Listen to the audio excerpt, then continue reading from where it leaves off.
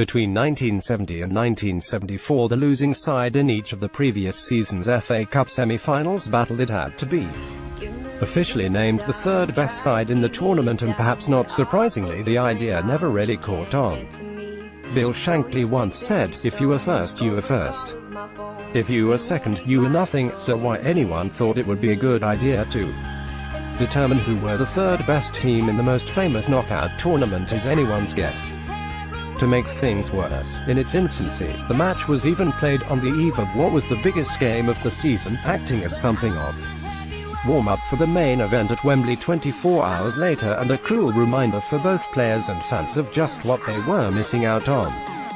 If it wasn't enough, the final indignity was that the 22 players each received a specially engraved commemorative tankard for playing in the game rather than winners and losers medals, the most token of token gestures imaginable. The first of these games took place in May 1970, as that season's beaten semi-finalists Manchester United and Watford faced each other on a Friday night at Highbury on the night before the Cup final, with the Reds claiming the honour of being able to say they finished third after a 2-0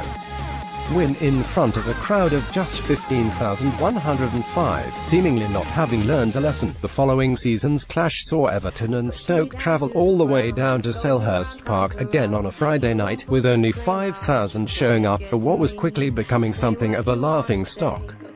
The same night, more people turned out for the 4th Division clash between Colchester and Stockport than were in South London to see Stoke's 3-2 win, a game which didn't even warrant a match report in the following day's papers. Any interest there was in the competition continued to dwindle. The FA, in the wisdom, decided to move the match from a pre-Wembley curtain raiser to a form of pre-season preamble in August, some 3 months after the Cup final had taken place.